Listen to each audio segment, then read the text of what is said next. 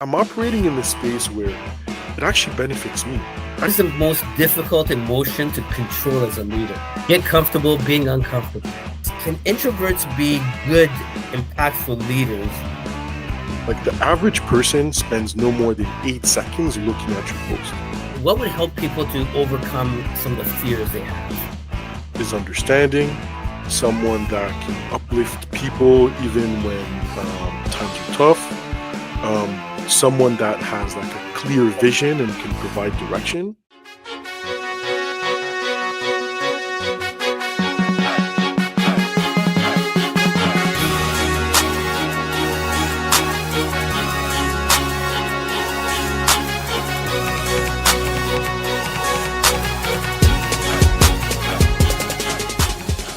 Good morning, everyone, and welcome to another episode of the RK Leadership Podcast, where we help empower tomorrow's leaders through sharing of knowledge, experience, and inspirational stories. My name is Rob Cameronpour, and I'll be your host. And my special guest today is Alain Hyppolite. I hope I pronounced that right. You did. He is a content creator and writer, and he's a leader with the city of Ottawa for the past 16 years. So before I pass it over to you, I want to, again, thank you very much for spending your morning with me. I greatly appreciate it, and I look forward to having a conversation with you this morning. Amazing. Yeah, thank you for having me. I'm super excited to do this. I know we've connected several months ago on online, and I love what you're doing. So I'm super excited to learn and share with you today. Awesome. So let's get right to it. So can you please share with us your leadership journey, and when did you decide you wanted to be a leader? Oh, amazing question. Yeah, I mean, I've been at it for a long time. You alluded to like over a decade of leadership experience. I would say my attraction to like leadership is not necessarily leadership, it's my attraction to like people. Mhm. I like to understand how organizations work. I like to like see people thrive. And so my attraction to leadership like a really long time ago was mostly kind of um, centered around that. Also, a lot of it was shaped by like working with leaders I didn't see eye to eye with or whose style I didn't like. They really shaped my thinking, right? And you see, I say this online all the time. It's this idea that um, the worst bosses are the best teachers, right? Yes, So I yes. worked for a few of them, and it just taught me a lot on um, how to be present, how to be available, how to truly connect and like uplift people. And so it started a while ago. I progressed through different roles or levels of accountability in the organization I'm with today, the city of Ottawa. And in the last couple of years, I've been like really motivated to actually share my thinking. I think the landscape is changing a lot, like leadership is changing a lot, especially with this little thing called the pandemic, right? Yes. We're working from home. Very different generations and expectations are entering the workplace. So I've been really motivated to like share my thinking, provide advice, thought-provoking content online. So here I am. Awesome. I want to take you back to a point that you said we learn from the toxic leaders or managers we have. And I've asked this question on one of my previous podcasts, and I'm going to ask you the same question. So, we say that they're great teachers, but how come some people still learn from them, but apply the same concept to their teams? That's a fantastic question. Um, you know, it could sound cruel, right? When you call someone like a horrible boss. I just, basically it's someone that's not necessarily equipped um to get sustainable results. And I think sometimes people are bad bosses because like um there's a sense of urgency, right? They want to like precipitate success. They want like immediate results. They're Yes. impatient, and they just don't have like the growth mindset that you need and the patience that you need to be a really good leader. And so they get results, Like, don't get me wrong, bad bosses can get immediate results. They can kind of push things forward, but at the expense of what? Right? At the expense of people, at the People. expense of like burnout, morale. So, yeah, there's some things that you can learn from these people, and you can get like real good results, but um, you can trample over a bunch of other things, though. So, So do you think it's more important for organizations to obtain those results and the bottom line mm, versus true leadership? yeah, listen, I think it's a mixture of both. Like results are important. Let's not deny that, right? There's a Yeah. bottom line, there's um shareholders, there's investors, there's all these things that you have to continue to satisfy. But I would say this, I would say if you take care of your people, Yes. they'll take care of your bottom line for you, right? If you take care of your people, your culture is healthy, your clients are going to be happy, your products, like there's going to be innovation, they're going to move things forward. Yeah, I love that. And I always say that imagine if you're actually, if you're performing well and you have a good bottom line, imagine what that would look like if you actually had an engaged team and people who actually cared, right? Man, 500%. And I would say like things like retention, like Yes, you addressed through good leadership, right? So now you have continuity, you have people that know the business because they've been there a long time. that's right. There's so many problems you can fix with good leadership. Yes, absolutely. So I want to take you back to your story. Hmm. I want you to tell us what is a part of your story that you believe will resonate with the folks who are listening or watching this podcast. Mm. Oh man. It's nothing too sexy, but I think there's some of it that's like universal truths, right? I talk mostly when I write my content, you'll see I talk mostly about like kindness in leadership Yes. and quiet leadership styles. And that comes with the fact that one, I'm classic introvert. It may not look like it. Like, a year ago, Alain would never be on this podcast, right? I'm a classic introvert. I tend to stay to myself and I'm quite reserved. And then the second thing is I'm a firm believer in like emotional intelligence and kindness are essential to leadership. And so I think what would resonate with listeners is this idea that you can be kind and get amazing results. And kind doesn't mean that you're soft and you're a welcome mat or a Yes. pushover, right? Yes. It just means that you have a bit of a heart, but you can still be firm and get those results we were talking about earlier. And then in terms of quiet leadership, I think the message I'm really trying to push is um, being an extrovert is perfectly fine. It's great. It's got a ton of benefits, and I think historically and traditionally, we've really rewarded extroverts in leadership roles. We value charisma and all of these things, and that's great. But as an introvert, you can have those things too, and you can be an excellent contributor in your own style. You don't have to compensate. You don't have to show up trying to be somebody else and have a facade. Because I used to feel like that. I was the Yes. odd person out in certain settings. I was like, I I don't know if I can truly fit in.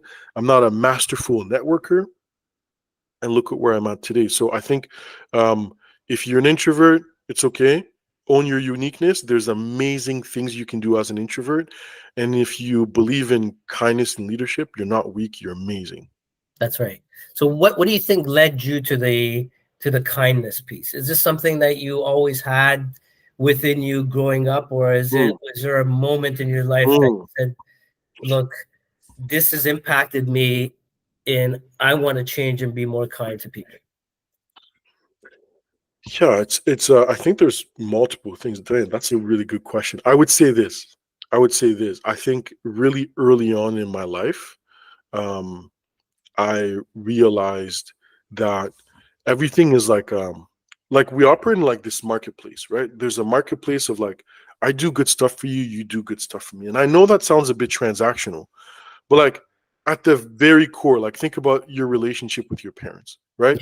If you bring home a good report card, some good will come out of that, right? And so there's constantly in exchange of good for good. And if you break it down at the core, is like if you can meet someone halfway, they'll try their best to meet you halfway. And in business, like that is the currency, right? If you go to a restaurant today, you get served by a waiter. Um, if you're kind to that waiter, they're going to give you amazing service, hopefully, and Yeah. vice versa. If they're kind to you, their tip is going to be great, right? And so, in almost everything that we do in this world, I think there's a need to be kind. There's a need to scratch one another's back. And then when I think of like business, you scratch people's back, they'll scratch it for you later, right? Whether it's a client or a colleague, even, right? If you work in a large organization, you've got these other departments you need to collaborate with. If you can, make some concessions, they'll make some concessions. And so I've been really preaching this idea of like goodwill. It's an investment. When you're Yeah. kind to people, it's an investment. You're not doing it because you want something back, but chances are something will come back. And That's if you don't get anything back in return, that's okay as well. But yeah, so it came to me a long time ago. I would say very early on in my life, I realized that. And yeah. yeah. Good. Yeah, I like that.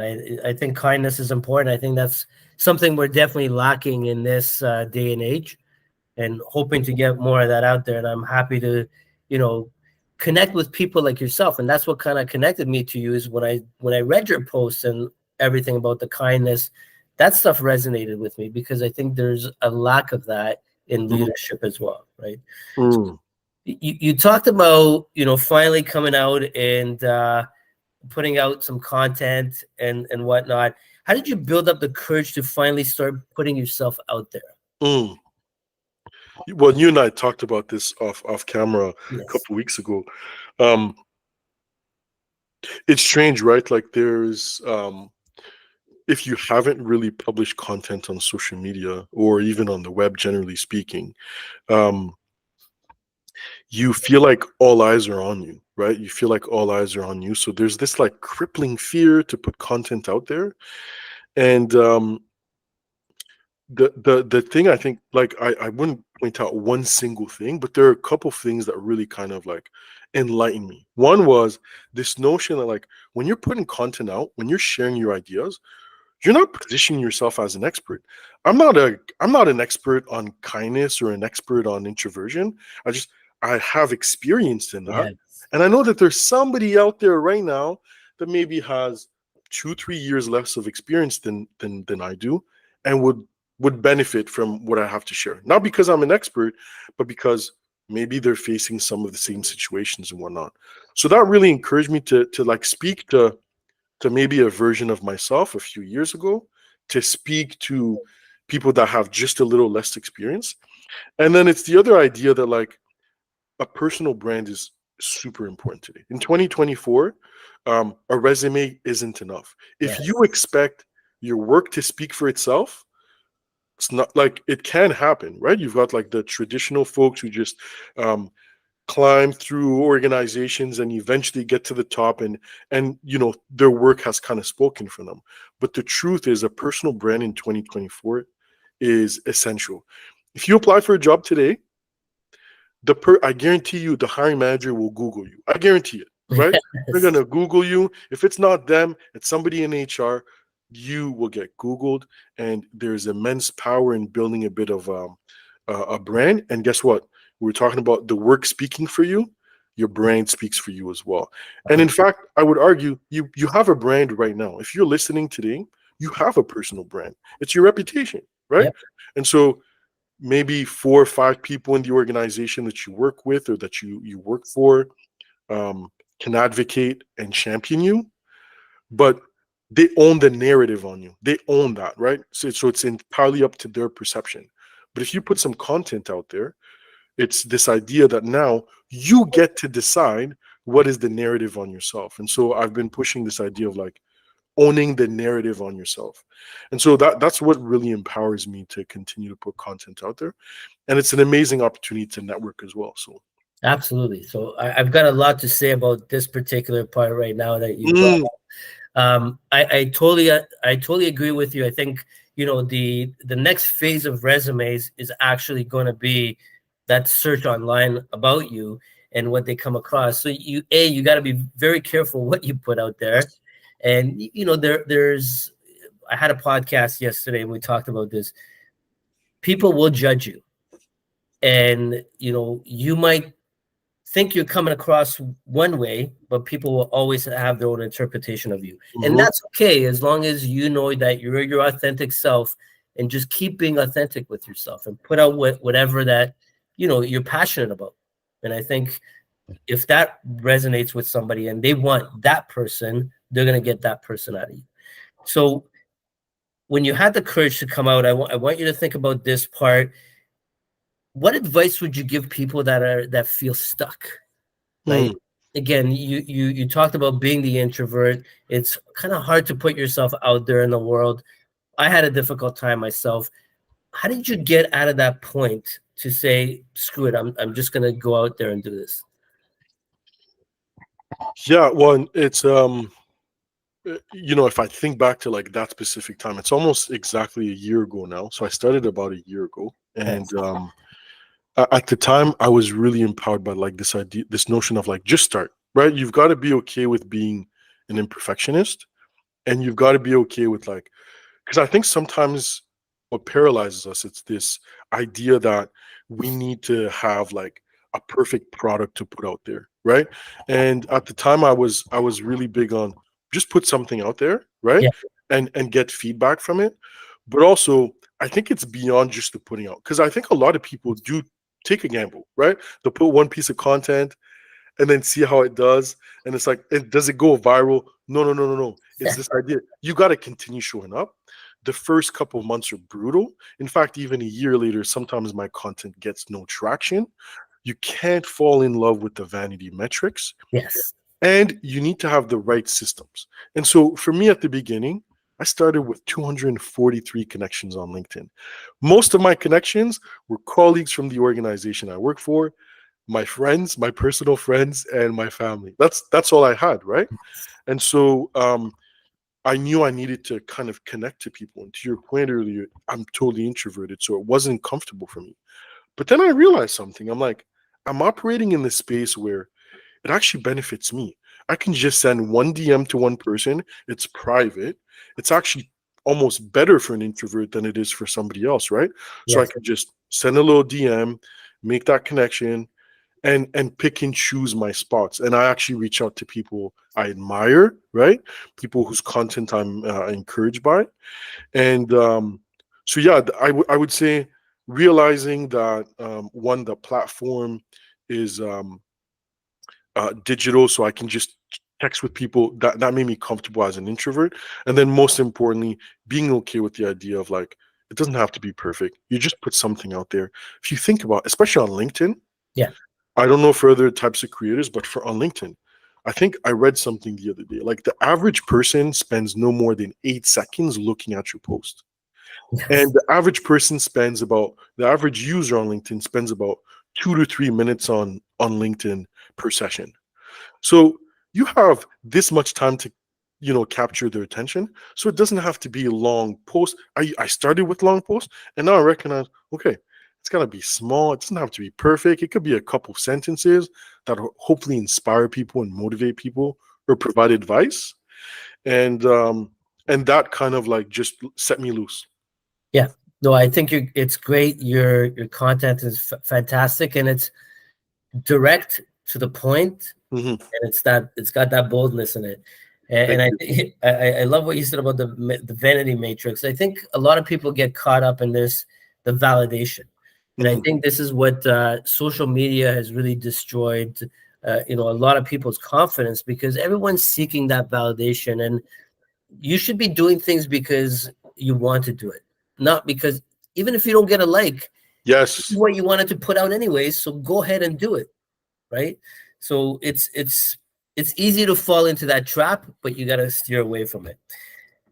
Awesome. I love how you broke that down. Now I want to go back to the talk about the quiet leadership. Mm. We as you brought up, and you kind of touched upon this. Can introverts be good, impactful leaders?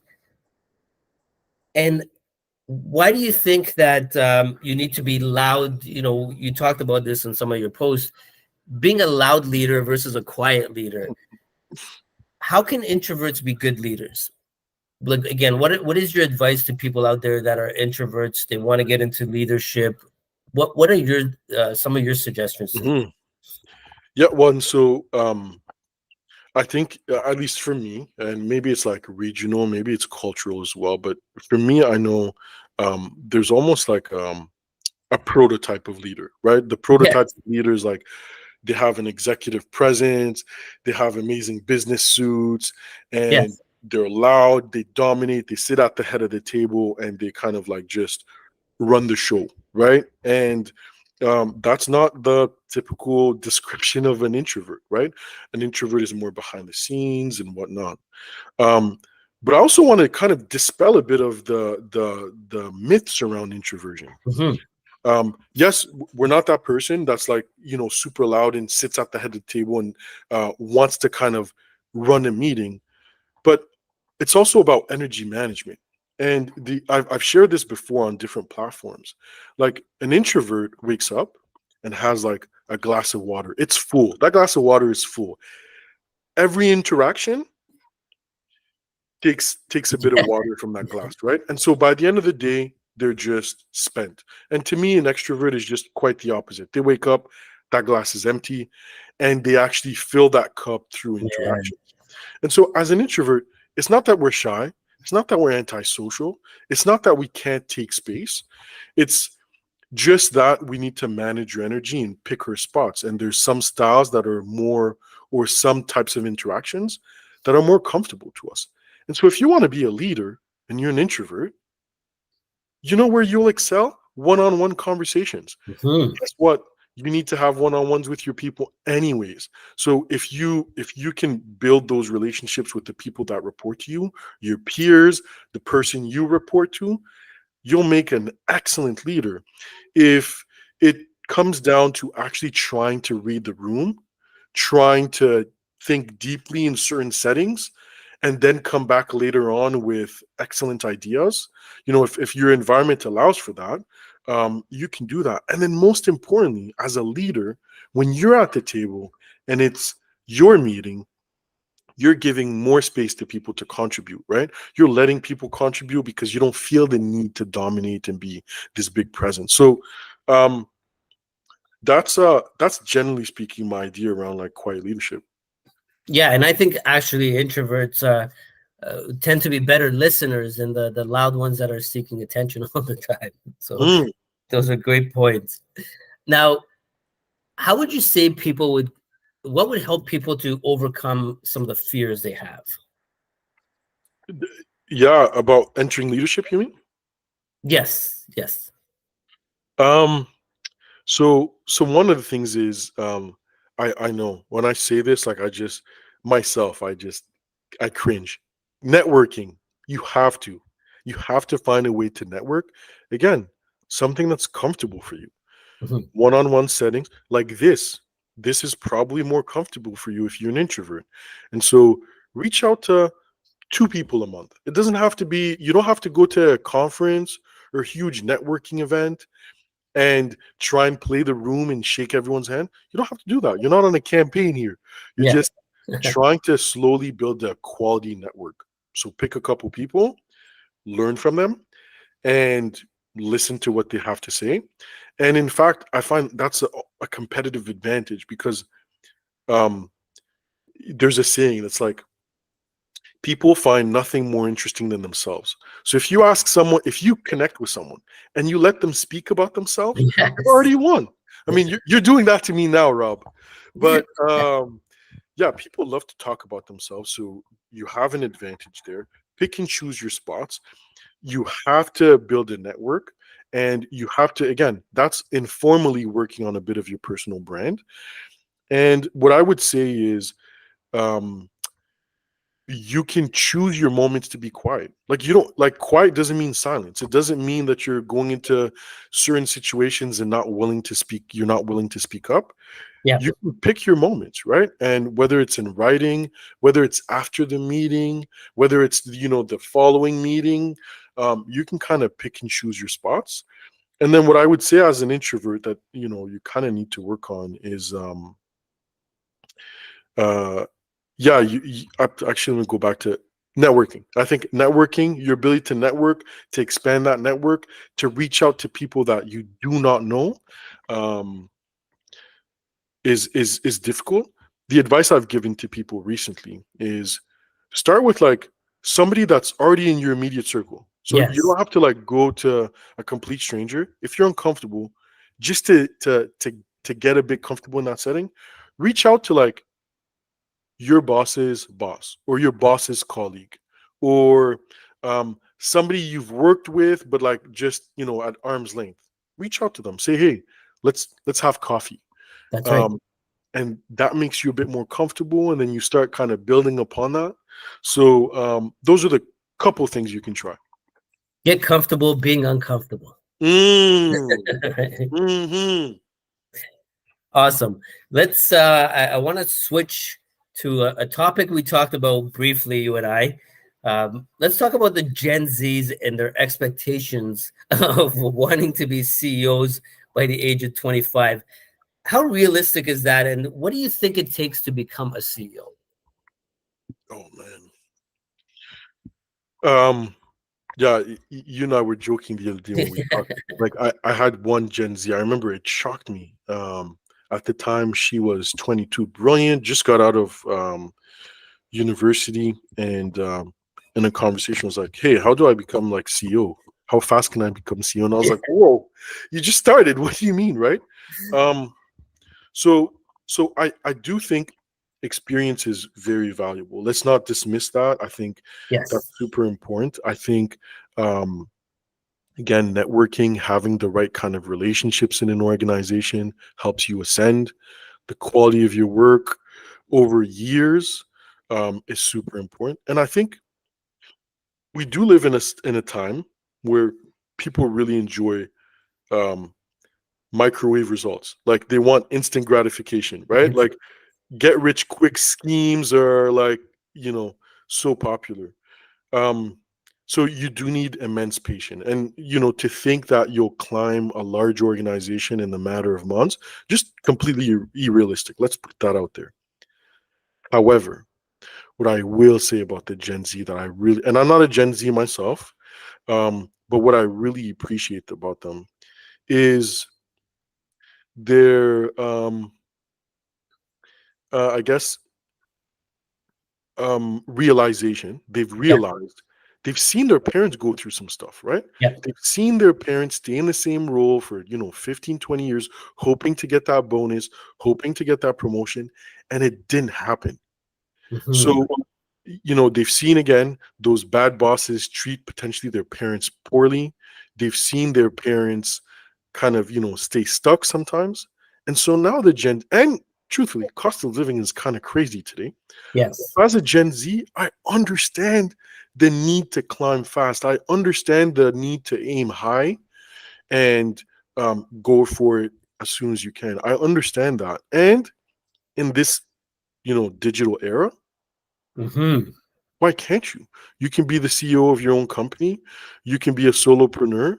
You can be, contribute in the digital economy. You could be a content creator, an influencer, and all these things that didn't exist before. That's So right. I don't necessarily blame Gen Z. I love this like anxious energy of them, like of to trying to climb and progress fast.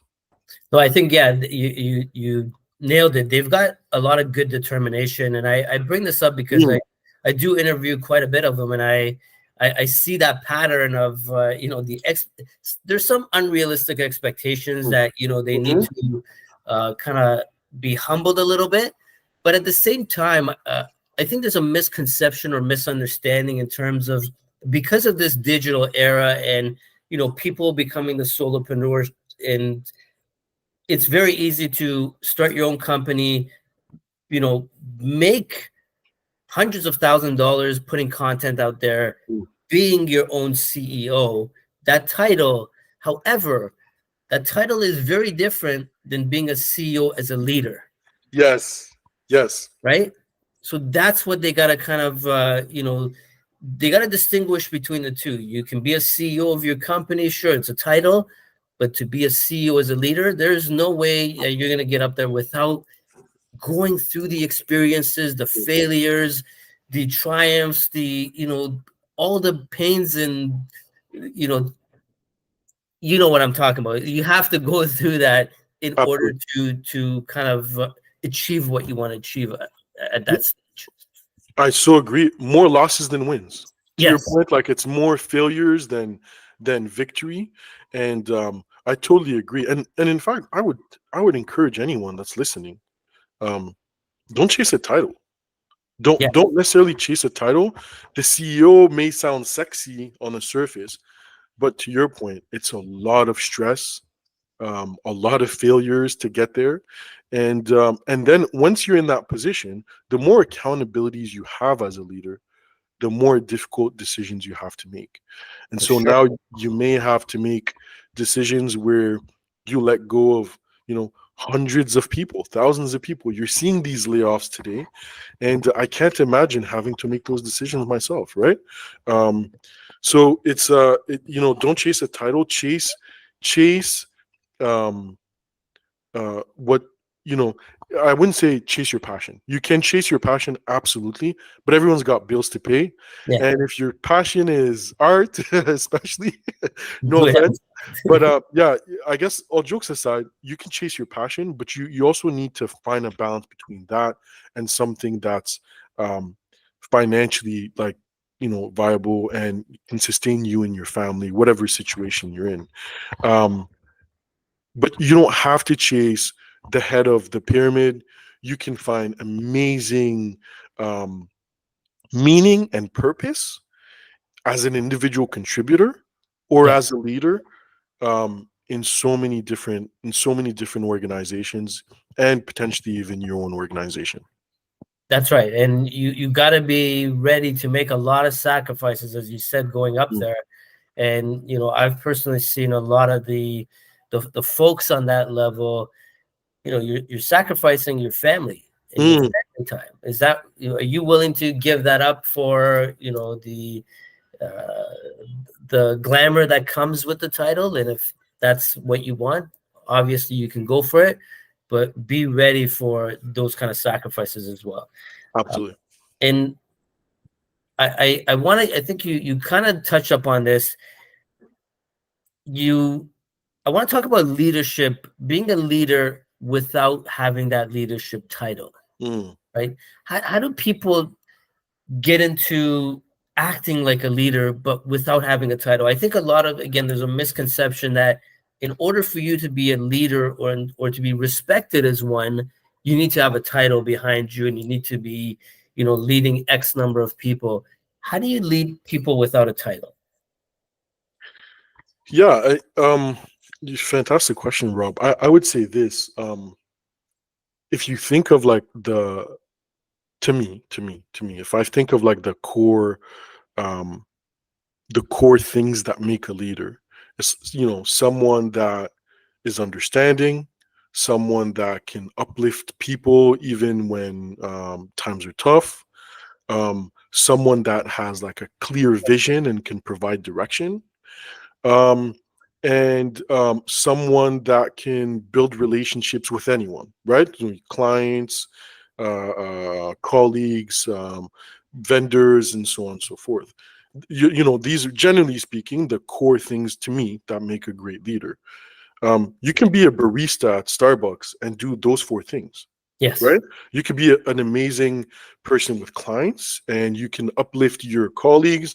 When that lineup is long at, Starbucks, and it just doesn't shrink, and it's lunchtime, and you're there kind of, uplifting your people, providing help, providing or contributing wherever you can, you know, doing a bit of extra work as well. That's a leader to me as well. So to Yes. your point, you don't have to have it in your title. I think you just need to understand, you need to define for you what you think a leader does, and do that in your current role if you're not a leader. If you don't, if you have, I suspect for a lot of people it's hard to define what a good leader is, and that's sometime you need to, um, you need to spend some time doing that, right? So audit your environment, look at who the great leaders are around you, or which leaders inspire you, and figure out what it is that makes them great leaders. Those things are transferable, whether That's right. you're an individual contributor or a leader in title.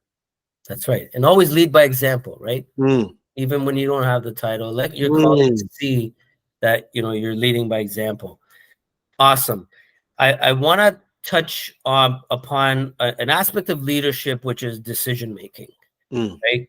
In what ways do you think being an introvert has impacted your decision making process as a leader? mm. Man, that's really powerful. Ooh. Um, so some of, like, I'm big on like integrity. I'm big on, and that's just personal to me. I don't know if it's like universal for everyone, but personal to me is like integrity, equity, Yes. um, fairness in process and those kinds of things. And so when it comes to decision making, um, I really like to take my time and like be calculated, think things through, think of different options. That can be a challenge for me Mhm. because, um, again, we were talking about, immediate results. Sometimes people want immediate decision making. Yes. And so some of the things I've had to equip myself with as an introvert is, if I go into a meeting and a decision is being made, I may go, I need some time to think this through. Um, I prefer to, again, take my time. So maybe I respond back with something in writing a little later. In terms of how I make my decisions, I love uh, involving others in the decision making. Now, Bingo. I know that could be challenging. I Yeah. read something yesterday. I think it was posted yesterday on LinkedIn. It was like, if you want to make the wrong decision, involve everyone in that decision. So there's a fine balance. And as a leader, the truth is, you can't run away from your responsibilities and accountabilities. So Yes. you will have to make some decisions alone, and that's okay. But I'm not a fan of unilateral decision making. You have to listen to the people that are doing the work. So Yeah. if you're in an environment where you're not doing the work yourself, you have to listen to the people that do it every day, that grind every day, wake up in the morning, put in that work. You have to listen to them. And so, find a way to do that. If you have some decisions to make, maybe there's a focus group you can put together. Maybe you can spend some time just one-on-one with certain people just to help inform your decision.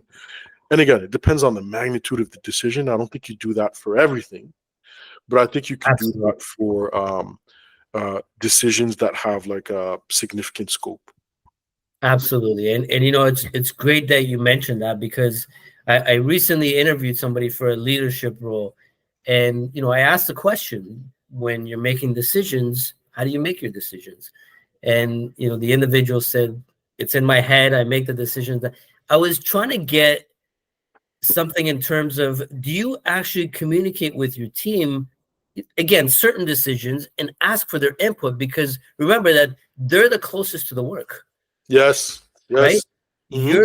You're far removed, so there's certain things you might not know, and it's good to ask them for the feed. It doesn't mean you have to make a decision based on what they say, but it's a form of also respect for your team to say, hey, at least my manager listened to me. He made this decision based on what we said. Here's the justification for it, and you share that with your team. Mm. At the end of the day, your hand goes up if anything goes wrong. Yes.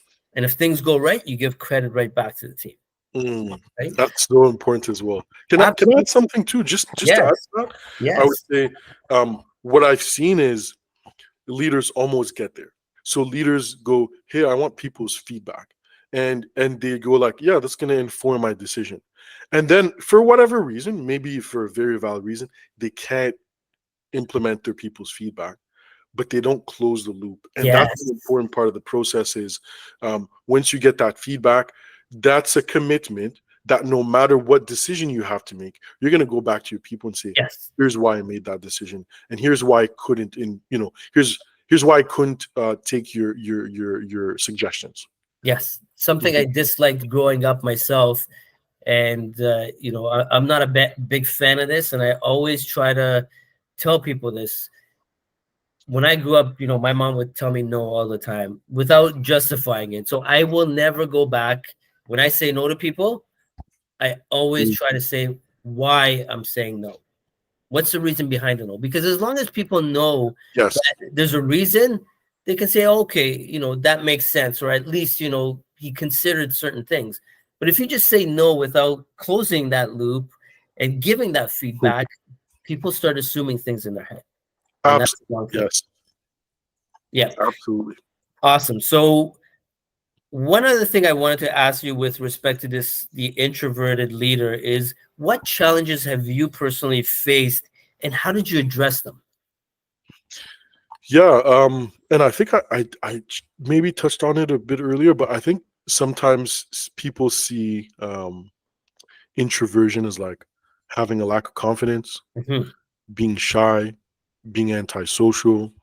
Um, so I've had to work on the way I present myself and how I show up, and equip myself with certain kind of uh, um, I guess defense mechanisms just to prevent that from appearing the case. So I'm not antisocial. I control how much energy I spend in certain settings. Mhm. Um, and one of the most amazing tips I got was like around this time 2 years ago. I was working with a coach, an executive coach, and she's like, build some extroverted allies. So she's like, if you're going into a meeting, sit beside the extrovert.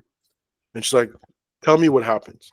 And sure enough, I had this big meeting. We were like, it was my organization. We were going to sit down with another organization, and it was like this half day workshop.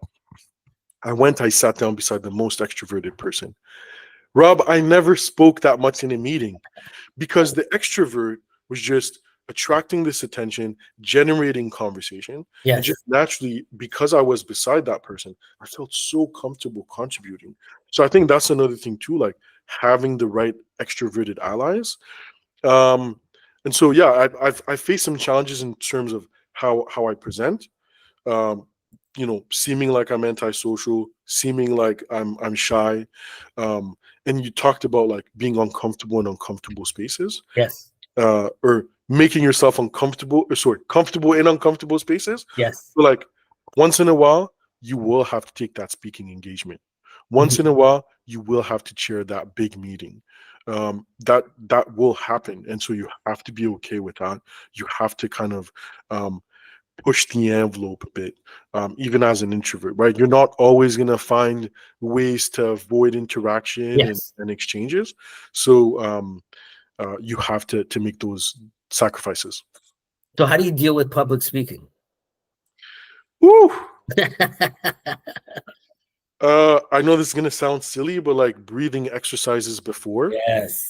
breathing exercises before, and I'm working with a coach right now, an executive coach, and we've really been working on like this idea of like you have to be okay with improvising, right? And i I always knew like CEOs right now, we talked about CEOs really, they're Mhm. all improvising, they're all making stuff up, they're like nobody's got like a playbook, nobody's got a master plan, Yes. everyone is improvising. That's right. And so you may want to go to a speaking engagement and feel like you need to have like a perfect script.